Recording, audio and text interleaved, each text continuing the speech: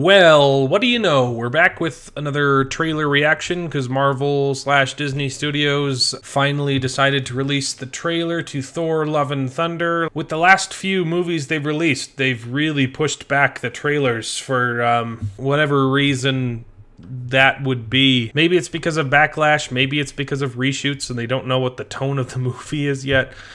Who knows? But we finally got the trailer, so we're gonna give it a little watch. We're gonna talk about it, but first things first. Intro time, baby! Oh, he's technically Mexican and 3/4 American, but for 3 generations he's got that nationality. Great-great-grandpa headed south, whose kids had kids then turned around. It's not what the show's about, but it's why he's Mexican technically. It helps that he was raised in New Mexico, lived in Guadalajara for 2 years, speaks fluent Spanish with a bachelor's degree in language and examine taquito. Okay, let's talk about Thor/Marvel. I haven't been super impressed with a lot of the newest Marvel releases. The movies and the TV shows have all been mostly disappointing.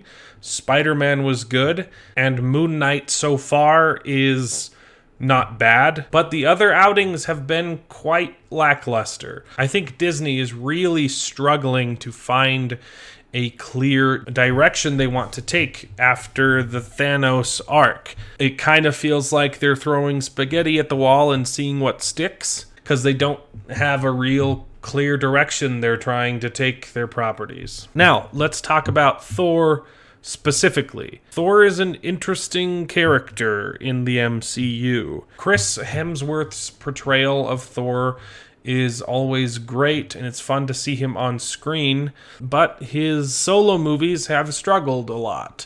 1 and 2 were objectively bad films. I did like number 3. Thor Ragnarok was a lot of fun, and I felt was a pretty good way of rejuvenating the franchise. It was a lot more lighthearted, which a lot of people took issue with, but I really enjoyed the film. It was a lot of fun, and it brought a pretty satisfying resolution to Thor and Loki's relationship as brothers and enemies. But the Loki TV show kind of ruined Loki's arc for me, because he's technically dead, and they tried to jumpstart his character development in a way that just didn't really sit right with me. He was also kind of sidelined in his own show. And Thor's character, I didn't really like how they handled him in Endgame. I thought his arc in Infinity War was fantastic, but I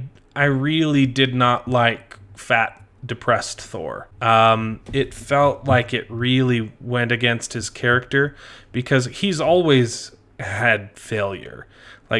And that's been his whole arc, is failure after failure and constantly remaining optimistic in that failure. And so Fat Thor felt like a big reversal on his whole character. And it was also disappointing because the MCU has handled like PTSD and mental illness in interesting ways before, specifically with Iron Man 3. It was handled really well with Iron Man's character dealing with the stress of saving the world and almost dying a lot. And Fat Thor was treated as more of a joke and kind of made the character a joke. So I'm glad that that's hopefully over with and that he's resolved most of those issues by the end of Endgame, because I am interested in this movie. I'm excited to see Thor. I'm a fan of most of Taika Waititi's work. Jojo Rabbit was a great movie. I liked Thor Ragnarok. What We Do in the Shadows is pretty great, and I'm excited to see where he takes Thor next. So I think we've prefaced it enough. I have my concerns with the characters in the franchise, but I'm excited to see where it goes next. Let's give it a watch and see if the trailer looks good or if it looks like it's going to be a train wreck. Here we go. All right, the more we talk over the thing, the less likely we are to get copyright strikes.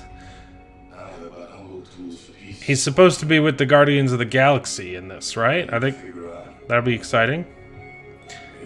Oh no! Music! More Guns N' Roses. Okay.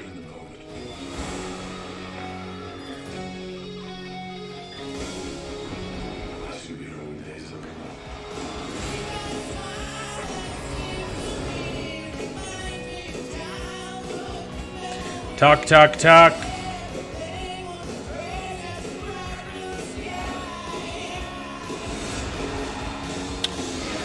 Okay.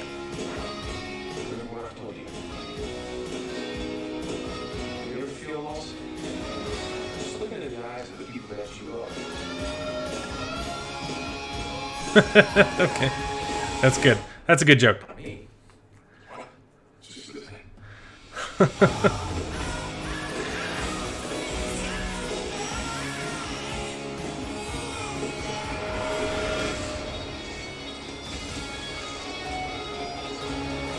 Yeah, okay.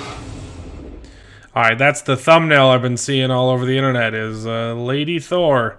I mean, it's not surprising. They announced it a long time ago, and they've been doing it with all of the other old guard characters, replacing them with younger female versions of themselves. I mean, that doesn't really look like Natalie Portman, though, so I'm a bit confused. So they're replacing Thor with Lady Thor. They replaced Hawkeye with Lady Hawkeye, Kate Bishop. They replaced Loki with Lady Loki. They replaced Captain America with Black Captain America. He was more interesting when he was the Falcon. He had his own personality. Now he's just not Steve Rogers. There's going to be a She-Hulk now. I just hope that Lady Thor's presence in the movie doesn't completely sideline Thor's presence in the movie, because that's definitely what happened in Hawkeye. I wasn't a fan of that. That show should not have been called Hawkeye. It should have been called Kate Bishop. I mean, Hawkeye doesn't even get to fight Kingpin in his own show. So that's me complaining about other things, though. It does look like it's going to be a lot of fun, though. It also looks like the Guardians of the Galaxy are barely going to be in it. Like they just drop him off on a planet and then leave, maybe.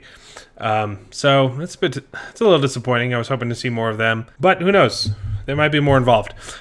This is going to be pretty controversial because I know that it's more comic book accurate for Thor to have long hair, but I like short hair Thor so much better. My wife is the same way. She hates Thor.